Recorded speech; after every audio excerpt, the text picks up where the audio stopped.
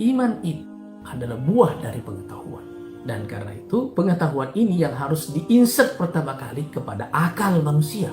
Dan begitu ada perubahan pada akal manusia, pengetahuan ini turun ke bawah, ke wilayah hatinya. Dan dari wilayah hatinya, dia turun ke wilayah fisiknya. Saya ingin menukil sedikit cerita dari Ibnu Qayyim tentang bagaimana iblis itu menggoda manusia. Iblis menggoda manusia melalui 3 tahap. Setiap tahap itu ada 3 tahapnya. Ada 3 tangga di dalam setiap tahap. Yang pertama melalui akalnya.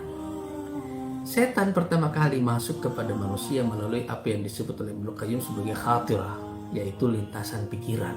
Setiap saat ada banyak lintasan pikiran yang masuk ke pikiran kita ini. Lintasan yang berulang terus-menerus itu yang turun menjadi zakirah, memori.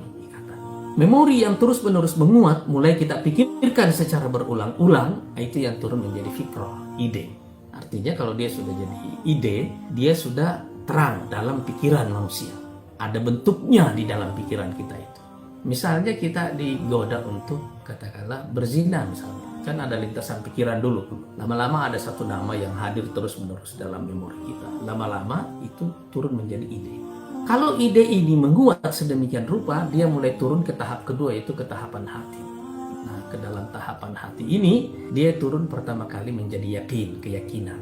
Kalau keyakinan ini menguat, dia turun lebih dalam lagi ke dalam hati itu, membentuk namanya, Kalau energi ini menguat, dia turun ke bagian paling dalam dari hati kita, namanya azimah, tekad. Dia sudah bulat di situ. Dan ini yang dimaksud misalnya dalam Al-Quran, faiza azamta. Kalau kamu sudah bertekad. Jadi wilayah keyakinan ini, keyakinan, keinginan atau kehendak, kemudian tekad ini semuanya adalah wilayah yang memberikan energi kepada pikiran tadi ya, atau yang sudah punya bentuk dalam bentuk ide itu tadi. Begitu dia turun ke wilayah hati, jadi keyakinan, jadi kehendak, kemudian jadi tekad, dia punya energi. Dari energi inilah dia turun ke wilayah fisik kita itu, dalam bentuk tindakan. Satu kali kita melakukannya, ternyata enak. Maka kita mengulanginya. Kita ulangi lagi. Tindakan yang dilakukan secara berulang-ulang, itu yang disebut dengan kebiasaan. Nah, kebiasaan yang berlangsung dalam waktu lama, itulah yang disebut akhlak. Karena itu Imam Ghazali mengatakan bahwa yang disebut akhlak itu adalah satu tindakan yang dilakukan oleh manusia tanpa melalui proses berpikir sebelumnya. Karena dia sudah seperti organik begitu, turun langsung, sudah lancar. Dia tidak lagi punya kendala dalam pikiran atau dalam keyakinan. Sudah lewat, sudah lancar ini semuanya karena sudah dilakukan berulang-ulang. Akhlak inilah yang nanti kita sebut dengan kepribadian pada individu. Jadi saudara-saudara sekalian, akhlak ini adalah hasil dari apa yang ada dalam pikiran manusia. Keyakinan yang ada dalam diri kita, emosi, perasaan, sentimen yang ada dalam pikiran kita, itu adalah produk dari pikiran-pikiran kita sendiri. Dan karena itu semua yang berubah dalam pikiran kita, nanti itu akan turun ke wilayah hati, turun ke wilayah fisik. Itu sebabnya, begitu akal kita diaktifasi, maka proses aktivasi itu terus-menerus akan turun. Dari sinilah kemudian kita bisa mengenal satu teori perubahan yang kemudian disebutkan di dalam Al-Quran. Innallaha la yughayyiru ma biqaumin hatta yughayyiru ma bi anfusihim.